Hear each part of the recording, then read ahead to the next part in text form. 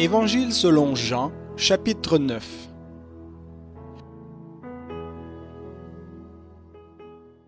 Jésus vit en passant un homme aveugle de naissance. Ses disciples lui demandèrent « Rabbi, qui a péché, lui ou ses parents, pour qu'il soit né aveugle ?» Jésus répondit « Ce n'est pas que lui ou ses parents aient péché, mais c'est afin que les œuvres de Dieu soient manifestées en lui. Il nous faut travailler tant qu'il fait jour aux œuvres de celui qui m'a envoyé. La nuit vient où personne ne peut travailler. Pendant que je suis dans le monde, je suis la lumière du monde. » Après avoir dit cela, il cracha par terre et fit de la boue avec sa salive. Puis il appliqua cette boue sur les yeux de l'aveugle et lui dit « Va te laver au réservoir de Siloé », ce qui se traduit par « envoyer ». Il y alla, se lava, et quand il revint, il voyait.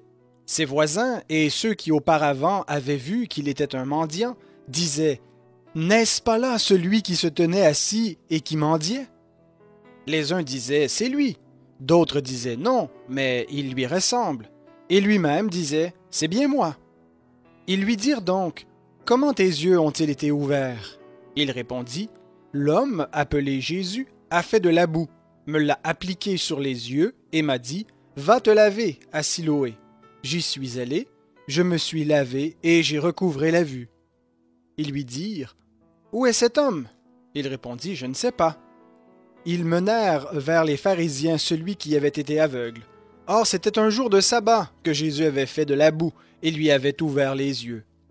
À leur tour, les pharisiens lui demandèrent comment il avait recouvré la vue. Et il leur dit « Il a mis de la boue sur mes yeux, je me suis lavé, et je vois. » Sur quoi quelques-uns des pharisiens disaient « Cet homme ne vient pas de Dieu, car il n'observe pas le sabbat. » D'autres disaient « Comment un homme pécheur peut-il faire de tels miracles ?» Il y eut division parmi eux. Ils dirent encore à l'aveugle « Toi, que dis-tu de lui qu'il t'a ouvert les yeux ?» Il répondit « C'est un prophète. » Les Juifs ne crurent pas qu'il avait été aveugle et qu'il avait recouvré la vue avant d'avoir appelé ses parents. Ils leur demandèrent « Est-ce là votre fils, dont vous dites qu'il est né aveugle? Comment donc voit-il maintenant ?» Ses parents répondirent « Nous savons que c'est notre fils et qu'il est né aveugle. Mais comment il voit maintenant, nous ne le savons pas. Ou qui lui a ouvert les yeux, nous ne le savons pas non plus. Interrogez-le, il est assez âgé pour parler de ce qui le concerne. » Ses parents dirent cela parce qu'ils craignaient les Juifs, car les Juifs s'étaient mis d'accord, si quelqu'un confessait que Jésus était le Christ, il serait exclu de la synagogue. C'est pourquoi ses parents dirent « Il est assez âgé, interrogez-le. » Les pharisiens appelèrent une seconde fois l'homme qui avait été aveugle et lui dirent « Donne gloire à Dieu, nous savons que cet homme est un pécheur. » Il répondit « S'il est pécheur, je ne le sais pas. Je sais une chose, j'étais aveugle, maintenant je vois. » Ils lui dirent « Que t'a-t-il fait? Comment t'a-t-il ouvert les yeux ?»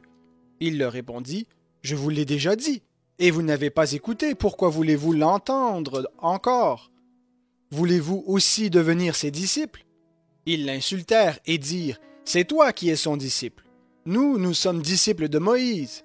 Nous savons que Dieu a parlé à Moïse, mais celui-ci, nous ne savons d'où il est. » Cet homme leur répondit « Voilà qui est étonnant, c'est que vous ne sachiez pas d'où il est, et il m'a ouvert les yeux. Nous savons que Dieu n'exauce pas les pécheurs, mais si quelqu'un honore Dieu et fait sa volonté, celui-là, il l'exauce. Jamais encore on n'a entendu dire que quelqu'un ait ouvert les yeux d'un aveugle-né. Si cet homme n'était pas de Dieu, il ne pourrait rien faire. » Ils lui répondirent « Tu es né tout entier dans le péché, et c'est toi qui nous enseignes. » Et ils le jetèrent dehors. Jésus apprit qu'il l'avait jeté dehors. Il le trouva et lui dit « Crois-tu au Fils de l'homme » Il répondit « Qui est-il, Seigneur, afin que je croie en lui ?» « Tu l'as vu, » lui dit Jésus, « et celui qui te parle, c'est lui. » Alors il dit « Je crois, Seigneur » et il l'adora. Puis Jésus dit « Je suis venu dans ce monde pour un jugement, afin que ceux qui ne voient pas voient, et que ceux qui voient deviennent aveugles. » Quelques pharisiens qui étaient avec lui, après avoir entendu ces paroles, lui dirent « Nous aussi sommes-nous aveugles ?» Jésus leur répondit « Si vous étiez aveugles, vous n'auriez pas de péché. Mais maintenant vous dites, nous voyons. Aussi votre péché demeure. Évangile selon Jean, chapitre 10.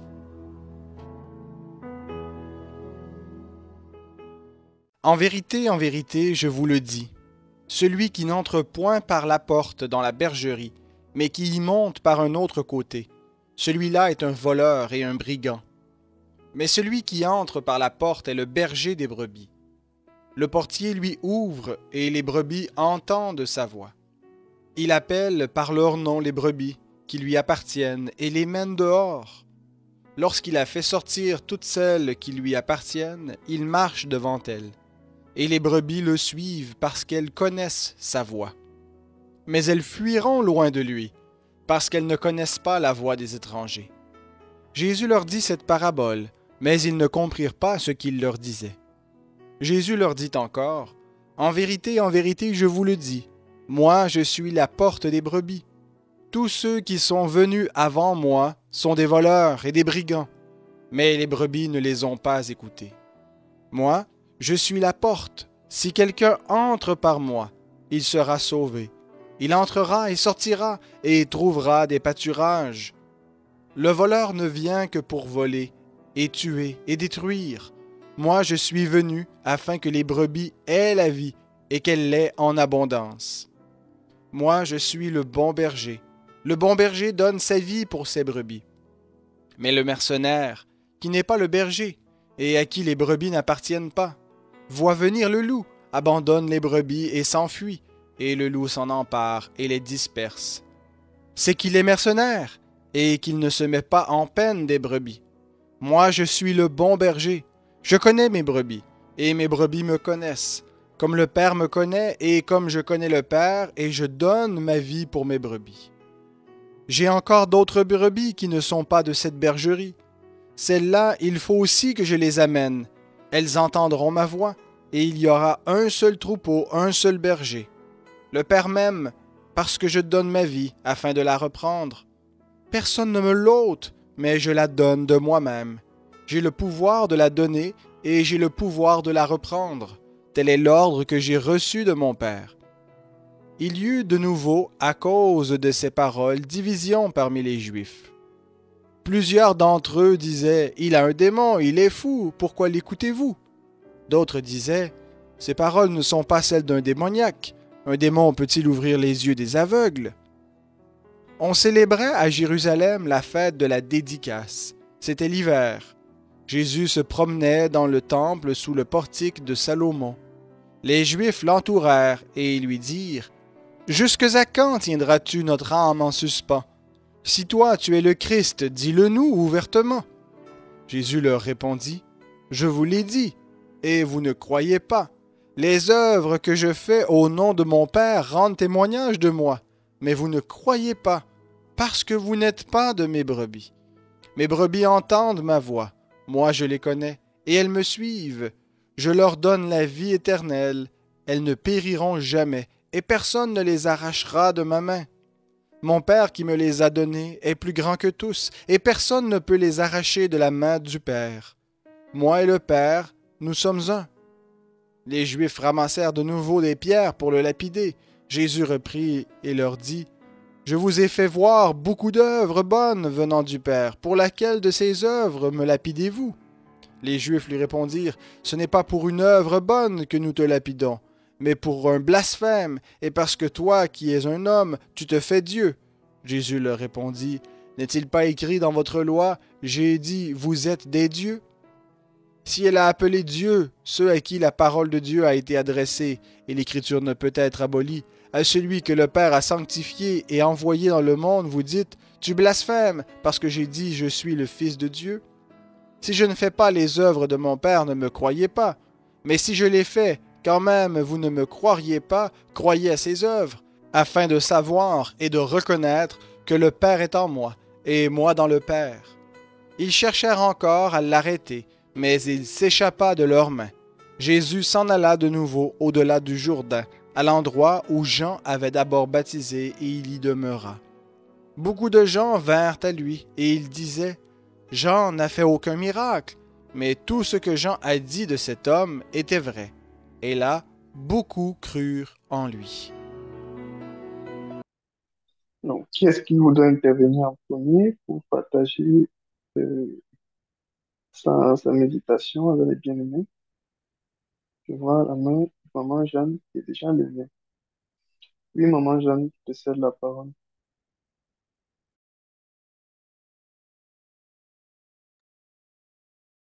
Amen, amen, amen. Gloire à Dieu. Je, je dis merci au Seigneur encore qui nous permet de pouvoir partager avec les différents programmes. C'est vraiment la grâce du Seigneur, des lives, des programmes personnels et tout ça. C'est vraiment la grâce du Seigneur de pouvoir avoir ce temps de partage. Le Seigneur vraiment permet qu'on puisse créer ce temps pour se réunir. Je suis vraiment reconnaissante au Seigneur par rapport à ça. Et je dis merci au Père aussi. Encore, on a encore été encouragé pendant le live par rapport au programme. Et on comprenait encore que le Seigneur est en train de préparer quelque chose. Je disais encore, Seigneur, merci, donne-nous de tenir ferme jusqu'au bout. On a déjà fait plus du quart du parcours, mais que le Seigneur vraiment nous donne de ne pas nous arrêter en chemin, même s'il y a des lives, même s'il y a tout ce qu'il y a, tout, que le Seigneur vraiment nous donne de pouvoir tenir, de tenir jusqu'à la fin.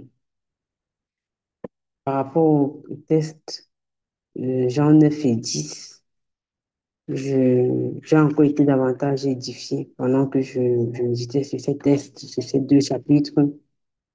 Déjà, les versets 1 et 2 m'ont interpellée. Versets 1 et 2, chapitre 9 m'ont vraiment interpellée parce que je voyais vraiment comment Jésus et ses disciples ont vu l'aveugle, parce que le verset 1 dit que Jésus vit en passant un homme aveugle de naissance. Donc Jésus l'a vu et ses disciples lui ont fait cette question. Mais j'ai vraiment été marquée. Jésus a vu l'aveugle. Ses disciples ont vu l'aveugle. Mais les réactions des deux étaient vraiment différentes. Et je voyais encore l'état du cœur. Chacun a réagi en fonction de la nature de son cœur, en fonction de l'état de son cœur. Jésus a vu et ce n'était pas pour lui de savoir est-ce qu'il a péché, est-ce que son père a péché, est-ce que sa mère a péché, est-ce que ses enfants ont péché. Mais quand il dit ça, regardez, non, c'est la première chose. Est-ce que c'est lui ou ce sont ses parents? Donc pour eux, c'est sûr déjà que c'est le péché. Ne pas dire que est-ce que c'est le péché, mais ce n'est pas le péché. Est-ce que c'est lui ou sont ses parents? Donc ce qui est sûr que son problème, c'est le péché. Maintenant, dis-nous maintenant parmi tous ces gens que nous citons là, qui sont ceux qui ont péché pour qu'ils soient dans cet état. Et je voyais vraiment la nature du cœur. Est-ce que quand je regarde une sœur, est-ce que quand je regarde un frère, dans ma tête seulement, c'est par rapport au péché qu'il a commis, par rapport à ses imperfections, par rapport à ses impuretés. Quelqu'un m'avait dit une fois que si tu ne vois que on échangeait une fois avec des personnes, avec des frères en Christ et tout. Il y avait une qui avait vraiment sujet de se plaindre des autres. Elle avait vraiment sujet, elle était vraiment douée pour ça. Quand elle s'assoit avec toi comme ça, là, c'est tout pour dire que tu as vu elle, elle est comme ça, elle n'aime pas faire ceci. Elle avait vraiment sujet de se plaindre des autres. Et quand un jour on était en train de discuter, il y a un parmi nous qui a pris la parole, a dit que si tu ne vois que le côté négatif d'une personne, si tu ne vois que la poubelle d'une personne, ça veut dire que toi-même, tu es placé dans cette poubelle-là. Ça m'avait tellement marqué. Tu ne vois que ce qui est autour de toi, tout ce qui est autour de toi, et ça veut dire que toi-même, tu es dans la saleté. Alors, si tu es dans la propriété, la saleté sera loin de toi. Et j'ai été vraiment marquée. J'ai été vraiment marquée par cette phrase qui m'avait vraiment encore fait réfléchir. Donc, les disciples étaient souvent là pour regarder. Donc, c'est le péché, c'est qui c'est que c'est le péché? Et c'est vraiment une situation que les gens vivent dans les assemblées. Je me rappelle encore, et vous avez raconté une fois ici comment ma maman avait été malade à un moment de sa vie, vraiment malade. Et quand les bien-aimés venaient chez elle, c'était confesse, confesse, confesse ce que tu as fait. Tu vis dans le péché, confesse, confesse. C'est-à-dire, on te met dans une situation où tu es même dépassé. Donc, tu ne peux pas souffrir comme ça. Si tu souffres, c'est parce que. Et ça m'a vraiment marqué. Ça m'a encore marqué. Je disais, Seigneur, purifie mon cœur afin que je puisse regarder avec tes yeux. Que je ne regarde pas à ma façon de voir, mais que ce soit tes yeux qui me donnent vraiment de regarder avec la compassion et tout ça. Le verset 3 m'a davantage marqué parce que dans le verset 3 Jésus dit que ce n'est même pas lui, ce ne sont pas ses parents, mais c'est pour l'œuvre de Dieu. Et je me suis posé la question. Je me suis posé la question, est-ce que je suis prête à passer par les difficultés, l'œuvre de Dieu, pour que l'œuvre de Dieu soit manifestée? Est-ce que je suis prête à ce que les difficultés par lesquelles je passe soient utilisées comme exemple pour les autres? Que bon, voilà, telle personne a traversé ça, ça, ça, ça, ça. Ça, je me suis, ça m'a vraiment fait penser, non, non, non, ça m'a tellement fait penser, et vraiment, sois béni, servant du Seigneur, sois béni.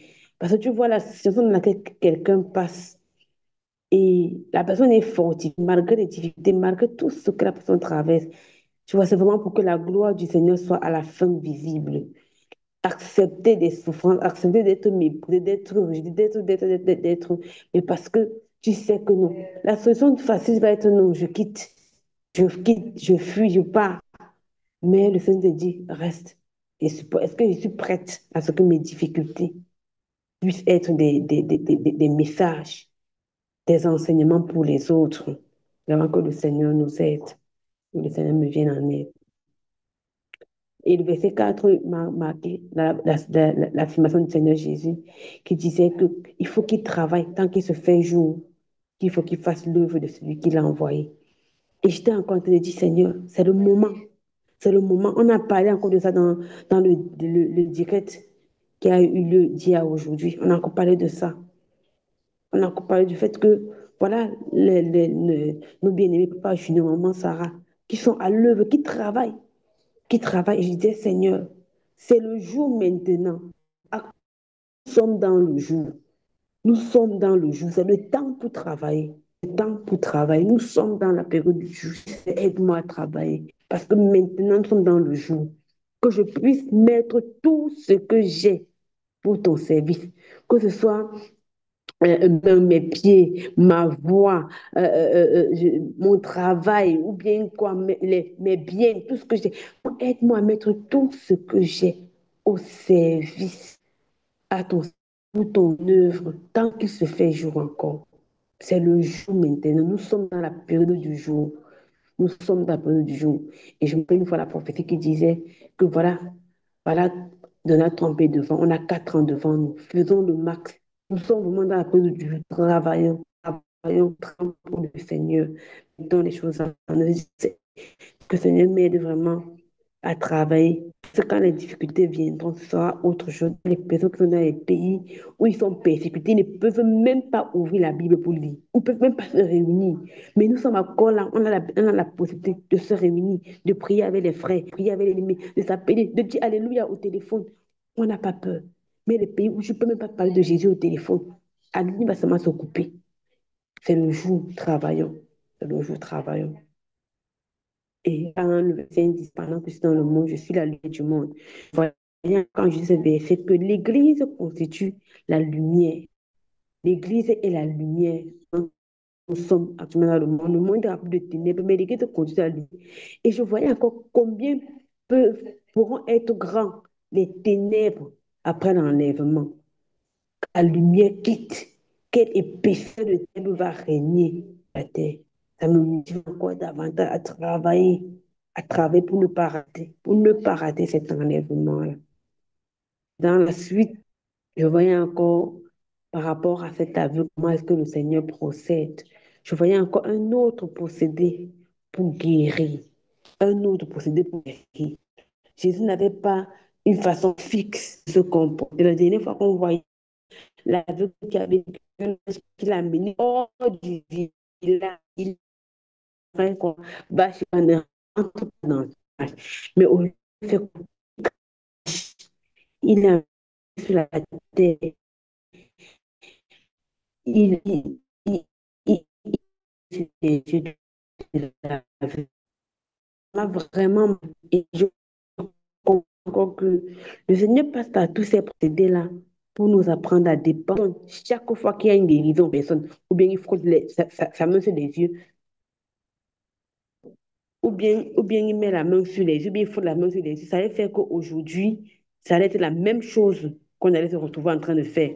on allait commencer que non. Si quelqu'un est aveugle et qu'on veut guérir, on allait faire la même chose. Mais le Seigneur veut que nous puissions apprendre à dépendre de son Esprit Saint. Seigneur, aide-moi à dépendre de l'Esprit Saint. Le Seigneur ne veut pas qu'on fasse de copier-coller. Comme le parler en langue dans les assemblées, que des gens font de copier-coller. Quelqu'un dit que réponds chica, chica, chica, tu réponds chica, chica. On dit que... Non, le Seigneur ne veut pas ça. Le Seigneur veut que nous puissions vraiment dépendre du Saint-Esprit. Nous devons dépendre du Saint-Esprit. Et j'ai encore été marqué par le verset 8. Quand on dit que ses voisins et ceux qui auparavant l'avaient connu comme un mendiant. Je me suis posé la question. Ceux qui m'ont connu auparavant, que pensent-ils de moi aujourd'hui? Ceux qui m'ont connu auparavant, que pensent-ils de moi aujourd'hui? Quelle est leur pensée? Quand ils me voient aujourd'hui, comment ils pensent? Et le verset 9 disait, non, c'est tout dit que c'est lui. D'autres ont dit que non, mais il lui ressemble. Je disais, est-ce que je ressemble à mon ancien moi? En fait, tu peux croire que tu as changé, mais là, tu ressembles, tu regardes, tu as le même caractère que ton ancien toi, sauf que tu ne visites pas les mêmes milieux. C'est-à-dire que tu es quitté de la boîte de nuit vers les assemblées chrétiennes, mais ton caractère est le même. C'est-à-dire que tu as toujours la mauvaise bouche au quartier. Tu es toujours celle-là qui crée des problèmes dans le quartier. Quand tu passes comme ça, tout le monde sait que oui, tel est passé ici. Tu es toujours celle-là qui fait le racontage, qui fait les rapportages au quartier, qui est toujours celle-là qui convoite les autres. En fait, le caractère n'a pas changé. Je me posais la question. Est-ce que je ressemble à mon ancien moi ou est-ce que je me suis améliorée depuis que je connais le Père? Est-ce que j'ai changé? Les versets 7 et 10, quelque chose m'a marqué là-bas.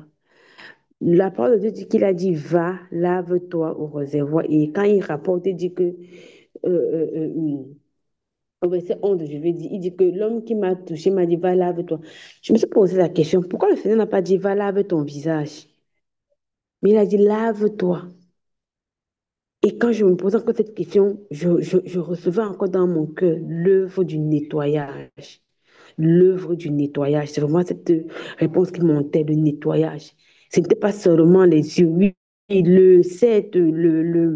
la boue avait été mise sur les yeux. Mais ce n'est pas dit, va laver la face. Il dit, va lave-toi. Le nettoyage. Le nettoyage, lorsque on connaît le Seigneur, lorsqu'on veut marcher avec le Seigneur, le nettoyage. Et dans la suite, les versets 13 à 34, je voyais encore la réaction des pharisiens, le dialogue avec l'ancien aveugle et sa famille. Et ça m'a tellement fait sourire. Parce que comme eux, ils n'aimaient pas voir comment on fait du bien à quelqu'un, il fallait tout qu'on cherche les failles. Ils courent vite, commencent à chercher les failles. Oh, cet homme ne vient pas de Dieu, car il n'observe pas le sabbat. Comment un pécheur peut... Et quand ils attendent que non, comment un pécheur peut faire de tels miracles. Donc, voilà là où il était, la loi de la religion les avait aveuglés. Non, il ne vient pas de Dieu parce que... Il ne vient pas de Dieu parce que... Et j'en parlais encore la dernière fois ici. C'est pas parce que les gens ne marchent pas forcément avec le frère Junior qu'ils ne sont pas des de Dieu. Eux, ils avaient leur façon de voir qui sert Dieu, qui ne sert pas Dieu. Et ils étaient vraiment loin, loin, loin de la vérité. Et ça a créé la division parmi eux. Parce que certains disaient que non. Le type, s'il fait ça, ça veut dire qu'il vient de Dieu. Parce que Dieu ne peut pas exaucer un pécheur de cette façon-ci. Et ça m'a davantage rappelé le passage où Jésus dit que lui, il est venu créer la division entre la mère et sa belle-fille, entre un fils et ses enfants, un père et ses enfants. Et je voyais encore, parce que certains vont croire et d'autres ne vont pas croire. Et parce que vous n'avez plus la même direction. Et comme on dit que deux personnes ne peuvent pas marcher ensemble s'ils ne se sont pas accordés, vous allez forcément vous séparer. Et je voyais encore l'incrédulité. L'incrédulité des Juifs. On a même vu le monsieur, il dit que non, ils n'ont pas cru. Jusqu'à ce qu'ils soient allés appeler les parents. On dit qu'ils n'ont pas cru jusqu'à ce qu'ils soient allés appeler les parents du monsieur pour dire que, gars, venez nous expliquer l'affaire ici. L'incrédulité. Ah, Seigneur, délivre-nous de cette incrédulité. L'incrédulité des gens du monde face au miracle. Et je voyais encore la réaction des parents. Les gars avaient eu peur. Pardon, interrogez-le. Il est grand, il est âgé, il est adulte, il peut se défendre lui-même. Ne me mettez pas dans cette histoire. Parce que la sentence était lourde. On avait dit que si c'est comme ça, on va t'exclure de la synagogue. Les gars ont dit que, gars, Je voyais encore comment on excommuniait les gens à l'époque. On excommuniait. Ça m'a rappelé vraiment le pasteur Cécile là-bas au Cameroun. Comment l'EEC a écrit contre lui.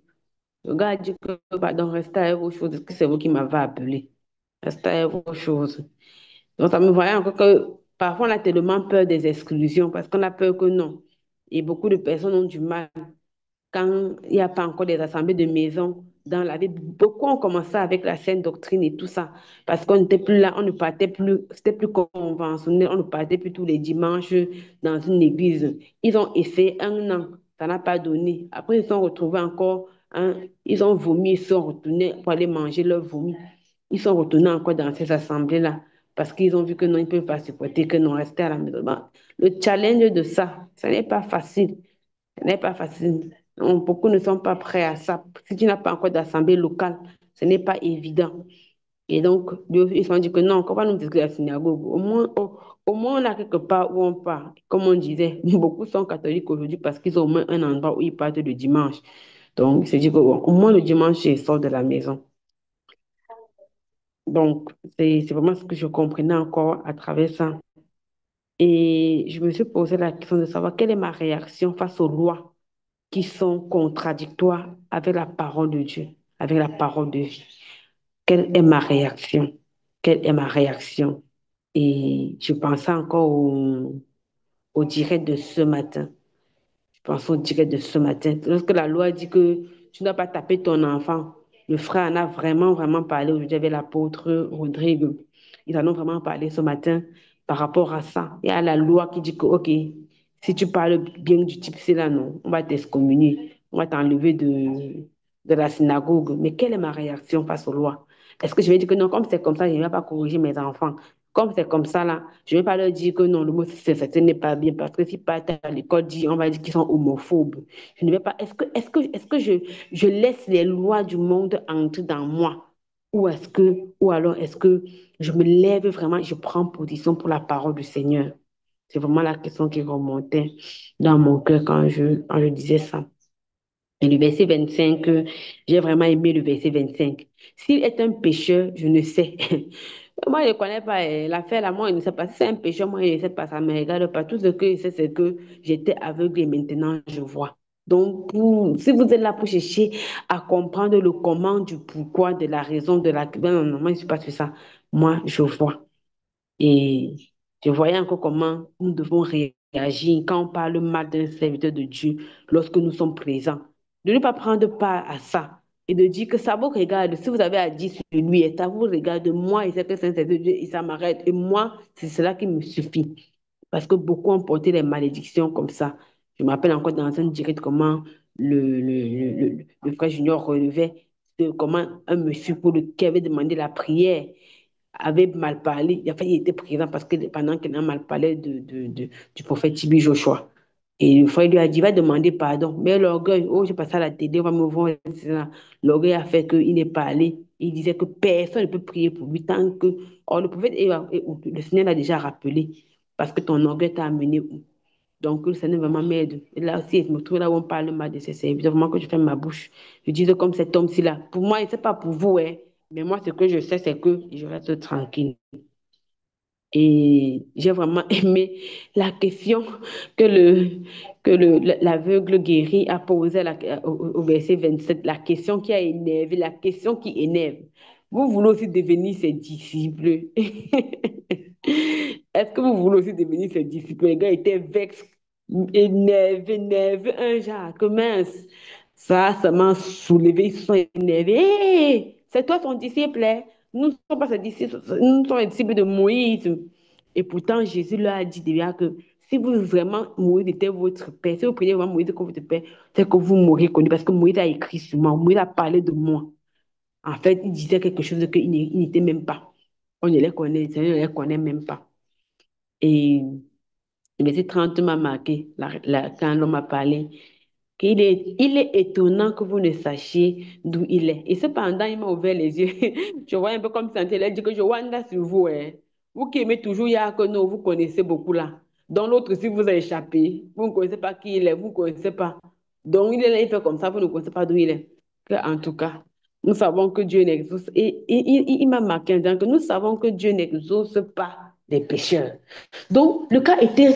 Donc, il n'avait pas de problème. Le cas était sûr de chez sûr que non, le monsieur Phila, c'est un gars saint.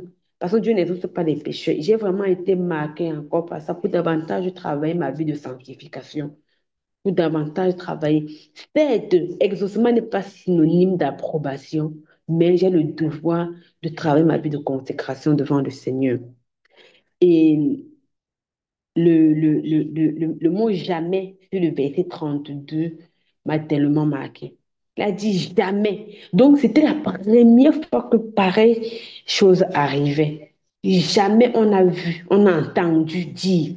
On a même eu une rumeur. Ça n'est jamais arrivé qu'on a ouvert les yeux d'un aveugle. Donc, sûrement, les gens essayaient souvent que non, oh, peut-être que tu as eu la cataracte, on t'a aidé. Ou peut-être que tu as eu. Mais quand l'aveugle né à la naissance, là, on n'avait jamais vu ça. Donc, il était le premier cas. Il était le premier cas. Il dit qu'on n'a jamais vu ça, on n'a jamais entendu ça. Donc, à cause de ça, je crois. À cause de ça, je crois. Et voilà la vérité donc qui a blessé. Il dit que si cet homme ne venait pas de Dieu, il ne pourrait rien faire. Ça l'a énervé, énervé jusqu'à. Et ça m'a rappelé encore comment, quand on était petit, on disait que la vérité blesse, mais le sang ne coule pas. Quand il y avait souvent les discussions entre enfants là-bas, quand tu as dit que ça l'énerve, tu dis que la vérité blesse, mais le sang ne coule pas. Ça les a blessés bien même. C'est que hey, tu es tout entier dans le péché et tu viens ici nous enseigner. Ils l'ont chassé. C'est bon, ça a blessé. Même si le sang ne coule pas, ça vous a bien touché. Et donc, dans la suite, je voyais encore comment Jésus approche cet homme. Cet homme qui savait que celui qui m'a touché, qui m'a parlé, qui m'a guéri, il n'est pas ordinaire.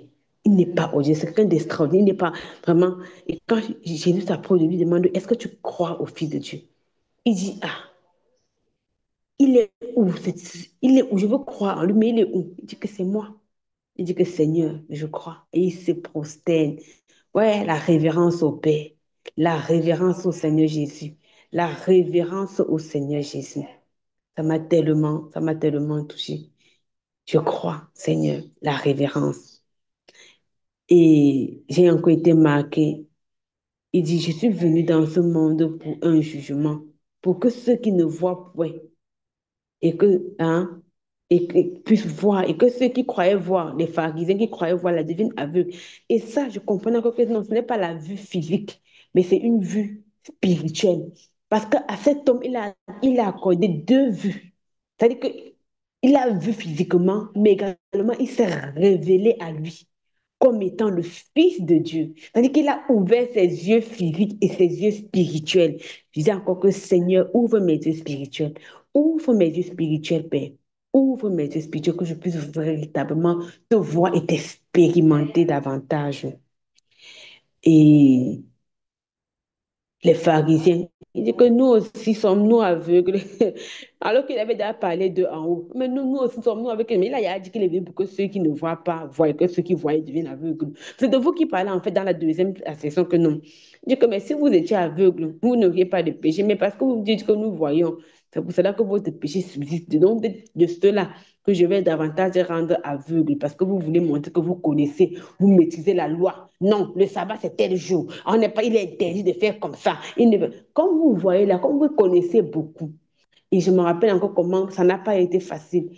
Quand tu dois casser toutes les doctrines que tu as connues dans le monde et dans les dénominations pour apprendre la saine doctrine.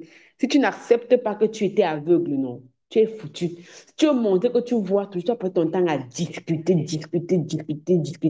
pour finalement ne jamais adhérer. Tu dois reconnaître que tu es aveugle pour que ça te donne de voir. Et je vois même seulement l'enseignement de la Trinité. La discussion de ça. Ouais, Seigneur, tu es fidèle, Père. Tu es fidèle. Et dans la suite, le chapitre 10, je voyais encore comment le Seigneur faisait la différence entre le voleur et le propriétaire. Comment est-ce que le voleur vient et quand il y a un problème, il fuit, il fuit.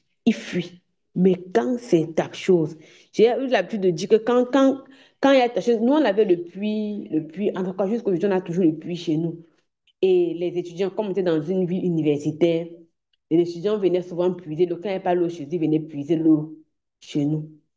Tu vois, quand il n'y a pas l'eau au quartier comme ça, là, tu vois, les gens sont nombreux au puits.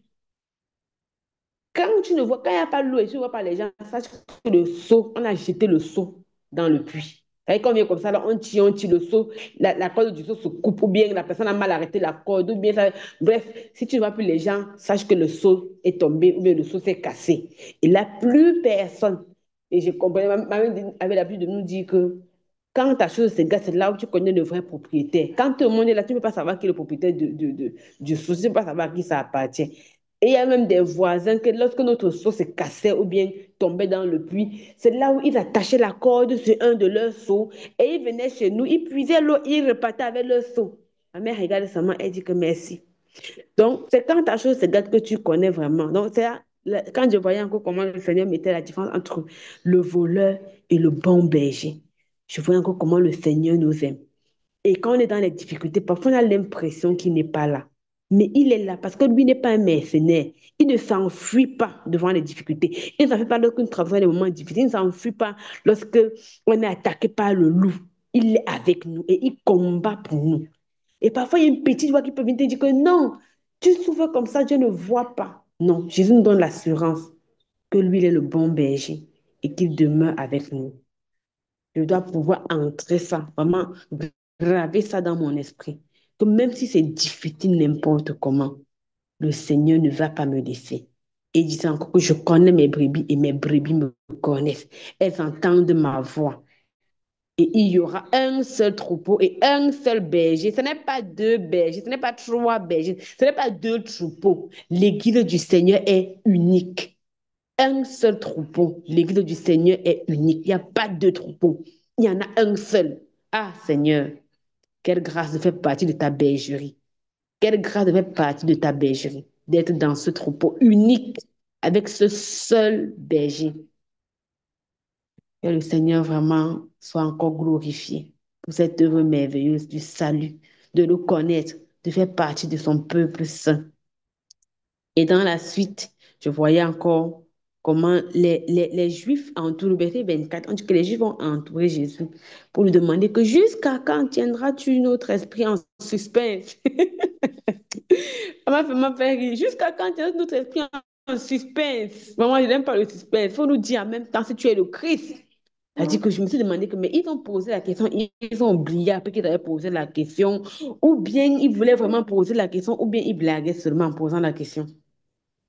Quand ils disent ça, Jésus leur dit, mais j'ai déjà parlé avec vous, je vous ai déjà dit ce que j'avais à vous dire. Ah, les gars se sont énervés. Oh, un blasphème. Donc vous veniez poser la question, vous avez déjà la réponse. Pourquoi vous êtes donc venu me déranger? Ça revient à quoi ce que le Seigneur disait tout à l'heure. Que parce que tu dis que tu vois, tes péchés subsistent. Parce que si tu étais aveugle et que tu acceptais, et le frère Junior nous disait encore que ce matin dans le live, que ce qu'il a aidé, c'est que dès qu'il recevait un truc, il faisait seulement. Ça veut dire que tu ne dois plus faire comme ça. Il l'applique seulement. Il ne veut pas connaître que est-ce que ce que tu as dit, c'est peut-être que ce sont mes pensées, peut-être c'est moi qui ai réfléchi comme ça. Non, il appliquait seulement. Parce qu'il a reconnu qu'il était aveugle. Parce que c'est comme il dit que, est-ce que c'est toi vraiment tes yeux? Et qu'il dit oui. Il est censé croire parce qu'il m'a dit qu'il veut ma réponse. Il veut savoir. Comme ceux qui disent non, je veux la direction du Seigneur pour ma vie. Quand tu donnes, on fuit. Donc, il veut savoir. Ça m'a encore davantage marqué. Et il vient dire que non, on veut. Mais en fait, il ne voulait pas connaître. Dès que Jésus dit, hé, blasphème, il a blasphémé. Et le Seigneur a tellement parlé, tellement bien parlé. Mes brebis entendent ma voix. Je les connais et elles me suivent. Donc, vous là, si vous n'entendez pas ma voix, vous-même, vous savez. Vous savez. Et c'est là où je comprends comment le Seigneur travaille. Ah, Seigneur, c'est merveilleux. C'est merveilleux. Parfois, il dit, Seigneur, qu'est-ce que j'ai fait pour mériter de naître dans une famille où je pouvais te connaître? Il y en a qui vont vivre, grandir dans une famille où c'est le Bouddha, les bouddhistes. Ce n'est que ça qu'il va voir adorer jusqu'à sa mort. Mais le Seigneur m'a fait grâce de le connaître. Mes brebis entendent ma voix. Je les connais et elles me suivent. je leur donne la vie éternelle et elles ne périront jamais et personne, Seigneur, merci, personne ne les ravira de ma main. Personne ne peut les ravir de la main de mon Père. Moi et le Père, nous sommes un. Ah, merveilleux, merveilleux. Ils sont venus crier là-bas que, oh, le type, si là, on va seulement le lapider, on va finir avec lui, il raconte des bêtises. Alors qu'ils ont dit que non, on est dans le suspense, dis-nous la vérité. Dès qu'il a dit, il a dit que bon, ok, j'ai fait beaucoup de choses, vous voulez me blasphémer, me lapider pour laquelle? On dit que non, tu as fait les œuvres, non, c'est vrai, mais c'est parce que tu blasphèmes. Ça m'a vraiment fait m'interroger. Quand je pose une question, est-ce que je veux vraiment la réponse ou bien je veux confronter ça à mes connaissances? Est-ce que je viens vraiment comme un aveugle qui veut écouter la voix du Seigneur? J'ai souvent vu, même dans les lives, tu vois, on donne la direction à une personne, il commence à critiquer. Je me pose la question, est-ce que on vient vraiment parce que on veut changer, on veut faire comme le Seigneur veut, ou bien on veut faire comme nous, on veut? Et c'est vraiment la question que je me suis posée. Seigneur, aide-moi à être aveugle afin que ce soit toi qui me donnes la vue. Et j'ai souri quand j'ai lu le test. J'ai dit, vous êtes des dieux. Ouais, ça m'a rappelé qu'on était encore dans les ministères interconfessionnels. Oh, nous avons posé sur le test. Vous êtes des dieux. Vous êtes des dieux. Oui, tu es un dieu. Maman se vantait l'orgueil de ça. L'orgueil de ça. C'est mon mari qui avait d'abord cassé l'orgueil, là, d'abord bien même dans mon cœur. Quoi? Vous êtes des dieux. Tu dors, tu as une attaque jusqu'à le serpent s'enroule sur toi, tu confirmes sur toi. Tu es Dieu. Hein. Seigneur, vous êtes, en tout cas, que le Seigneur nous aide. Que le Seigneur nous aide. Et pour finir, pour finir par rapport au test, ça m'a marqué à la fin des 3 derniers versets, là où ils disent que Jean n'a fait aucun miracle, mais tout ce que Jean a dit de cet homme était vrai. Et, et dans ce lieu, on dit que plusieurs ont cru en lui. Et ça m'a davantage marqué. Parce que souvent, on écoute plus parce que peut-être on a vu le miracle ou bien on connaît l'appel. Parce que le frère Junior dit que prophète tel, apôtre tel, ceci tel. Mais comme on ne connaît pas peut-être le ministère d'une personne, bien, on ne va pas l'écouter. Eux, ils ont reconnu que même si Jean n'a pas fait de miracle, il a connu que cet homme était ça, ça, ça, et ce qu'il a dit est vrai. Donc le Seigneur passe par qui il veut pour parler. Ne cherchons pas forcément que ce soit quelqu'un dont le ministère est connu officiellement. Ne cherchons pas. Soyons sensibles pour écouter la voix du Seigneur au travers de ses serviteurs. Amen. Amen. Amen. Que le Seigneur te bénisse, maman Jeanne. Que le Seigneur te bénisse. Et, de ces passages merveilleux, il y a beaucoup, beaucoup de choses vraiment qu'on peut retenir au travers de ta méditation. Une des particularités, c'est effectivement que l'homme s'est lavé entièrement. Ça, c'est quelque chose que je n'avais pas remarqué. Donc, il s'est lavé entièrement et au travers de cela, voilà, on voit le nettoyage de la part du Seigneur Jésus dans Jean chapitre 9. Et une autre chose également que tu as souligné, c'est Jean 9, en ce qui concerne le verset 22, où pratiquement ses parents se sont déchargés de la responsabilité de justifier ce qui s'était passé chez leur fils. Donc, ils ont dit qu'à l'œil, c'est chacun qui parle pour lui. C'est vrai que sur le père est la mère, mais lui-même, il va parler sa part. Ça, c'est quelque chose qui arrive chez beaucoup de chrétiens lorsque il faut assumer sa position, son choix en Christ. Beaucoup de personnes y reculent ou parce qu'ils veulent perdre euh, un avantage ou alors parce que ils ont peur de perdre une relation, une amitié, une reconnaissance, peut-être au travail, ça peut être même par rapport à un groupe de personnes comme ici, accès à la synagogue. Donc, c'est quelque chose qui est vraiment courant, que nous vivons constamment. Et que le Seigneur vraiment nous fasse grâce parce que nous devons être ceux-là qui n'ont pas honte de témoigner pour le Seigneur. Nous devons être ces personnes-là qui n'ont pas honte de dire que j'aime le Seigneur, j'ai choisi le Seigneur. Ils n'ont pas honte de dire que c'est le Seigneur qui m'a guéri, c'est le Seigneur qui m'a dit ceci. Ils ne devront pas avoir honte. Donc ça, c'est deux choses particulièrement que j'ai pu noter dans ta méditation et que le Seigneur vraiment te bénisse et qu'il continue de te guider et de te donner davantage d'exemples. Donc, après maman Jeanne, il y a la sœur Merveille qui a levé la main. Je te cède la parole, ma sœur Merveille.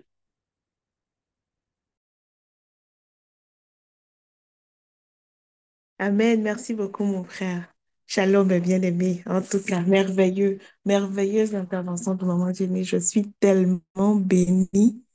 Je rends grâce au Seigneur encore pour cette autre opportunité qu'il nous accorde dans sa présence, dans sa parole. Ah, Jean, en ce qui me concerne, je, je pense que je vais être assez bref. Au moment, j'ai dit beaucoup de choses. Vraiment, c'était merveilleux.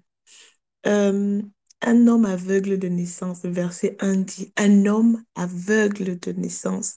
Et quand j'ai vu aveugle de naissance, je me suis dit, mais il avait quel âge? Je me suis demandé son âge. Je dit, combien ça a pu être difficile de transporter une cécité, en fait, depuis qu'il était né. En fait, à ce moment-là, j'ai vraiment commencé à rendre grâce à Dieu parce que il y a parce que j'ai les yeux, parce que je vois.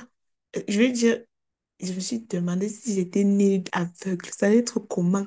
Et parfois, en fait, je me rendais compte qu'il y a certains privilèges qu'on ne se rend même pas compte qu'on les a. Et, et on passe dessus comme ça. J'ai vraiment dit merci au Seigneur parce que voilà, je peux voir, je peux toucher les choses. Et le verset 3 dit que non, c'est afin que les œuvres de Dieu soient manifestées en lui. Au moment, Génial dit combien est-ce que je suis prête. Quand j'ai lu ce verset-là, j'ai pensé à un chant que nous chantons beaucoup. Nous disons Yahweh, Dieu de miracles, étends ta main sur ton peuple. Mais quand je pensais à ce chant, je disais, ah, on chante le cantique, mais qui est prêt à porter justement la difficulté qui va permettre que le miracle là, se manifeste en fait. Parce que pour que Dieu fasse un miracle, il faut qu'il y ait une souffrance, il faut qu'il y ait une difficulté, il faut qu'il y ait quelque chose qui ne va pas, comme le cas de cet aveugle de naissance-ci. Il faut que quelqu'un soit stérile, il faut que quelqu'un soit malade, il faut que quelqu'un soit dans un type une grande difficulté pour que la gloire de Dieu puisse éclater. Parce que si c'est quelque chose que tout le monde a déjà fait, quelque chose de déjà normal, ça ne va pas, ça va être bon, à n'importe qui pouvait faire ça. N'importe qui pouvait faire ça, mais est-ce que je suis vraiment prête? Est-ce que je supporterais d'être justement on appelle ça quoi? Le laboratoire, l'instrument que le Seigneur utilise pour faire éclater ça? Est-ce que j'accepterais de porter véritablement ce fardeau-là jusqu'à ce que le Seigneur un jour se lève et dit, et il va s'éclater sa gloire au travers de moi? J'ai aussi remarqué le verset quand il a dit, lave-toi. Et moi, ce qui a attiré mon attention, c'était, il a précisé le réservoir où il devait se laver. On l'a appelé le réservoir de Siloé, qui signifie envoyé. Et je voyais justement le fait que, comme moi, je l'ai parlé de la purification de l'être, je me rendais compte, je voyais justement que nous ne sommes purifiés qu'en Christ. Parce que le Christ, c'est qui l'a envoyé? C'est Christ. C'est Christ le Messie, c'est lui et c'est lui notre Siloé. Et donc, ce n'est qu'en lui que nous pouvons être purs, ce n'est qu'en lui que nous pouvons être lavés jusqu'à recouvrir la vie, jusqu'à être totalement purs de toute iniquité. Et je disais vraiment merci au Seigneur pour cela. Et le verset 9 quand les gens étaient dans l'ambiguïté, non, il lui ressemble, non, il est comme ça, il lui a dit, lui, il a dit, c'est moi. Il a dit, c'est moi. Il a rendu témoignage. Il n'a pas eu honte de sa condition précédente. Il n'a pas dit, ah, ouais, maintenant ils vont me dire que c'est moi l'aveugle. Non, non, non, non. Il a dit, c'est moi. J'étais ça. Ce que j'étais avant, c'était ça. C'était moi qui étais là. C'est moi qui m'asseyais ici. Mais maintenant, le Seigneur est intervenu. Je voyais encore la beauté du témoignage, de ne pas avoir honte de rendre témoignage, de ne pas avoir honte de reconnaître que oui, j'étais dans une certaine condition par le passé. Il y a certaines conditions qui sont souvent, ce n'est pas très agréable à raconter. Et parfois, on veut se cacher et ne pas dire que non, c'était moi la prostituée, c'était moi qui ai forniqué, c'était moi qui ai... Mais il a dit, c'est moi, c'est moi qui était là, c'est moi qui suis passé par là. Certains parfois ont commis des erreurs et quand le Seigneur va apporter la situation, quand on les appelle, ils disent que non, mieux il ne se présente pas par honte. Mais lui, il s'est présenté, il a dit, c'est moi. Ne soyez pas, ne soyez pas dans la confusion ni l'ambiguïté. Parce que cette personne-là qui était dans cette condition-là, c'est moi ici.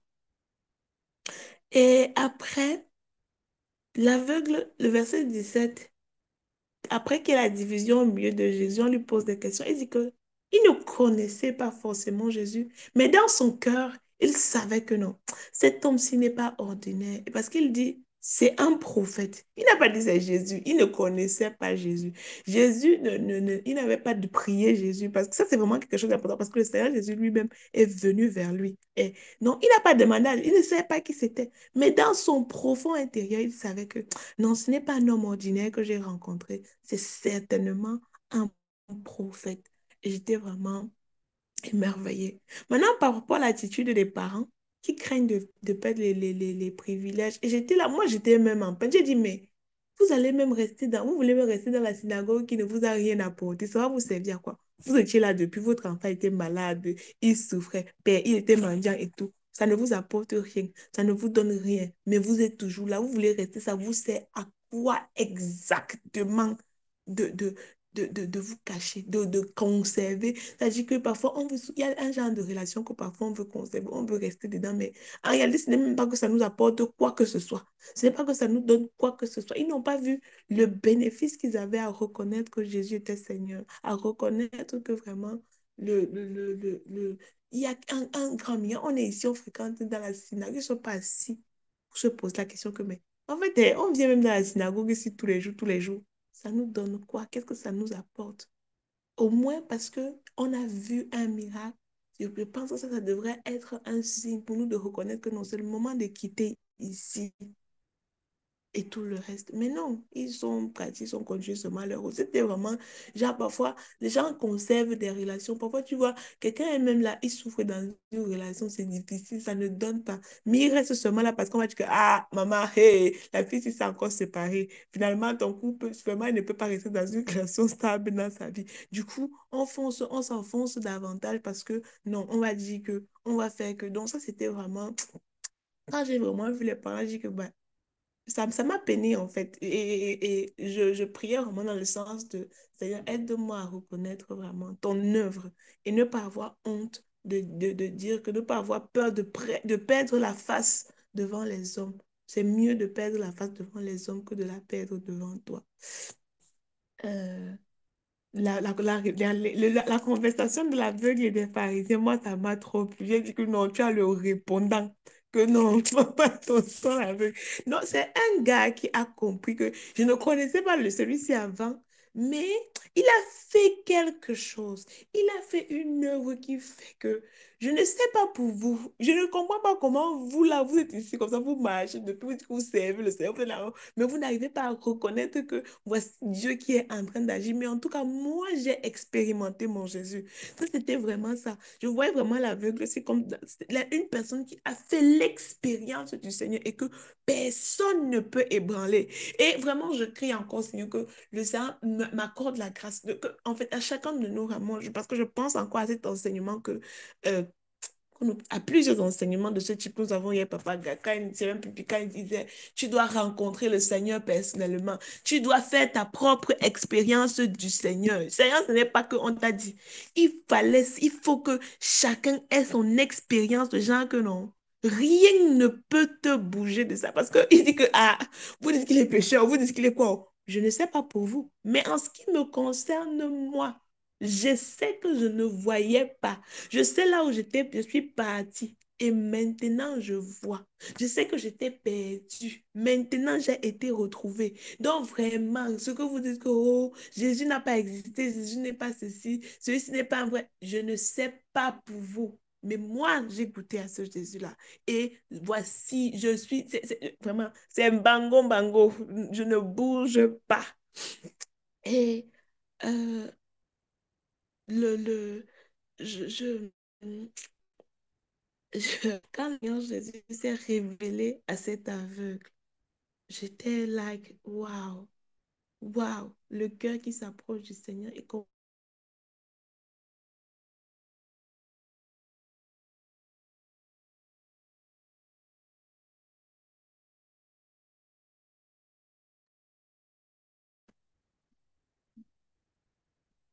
Je ne t'entends plus, hein. Vous entendez la sœur?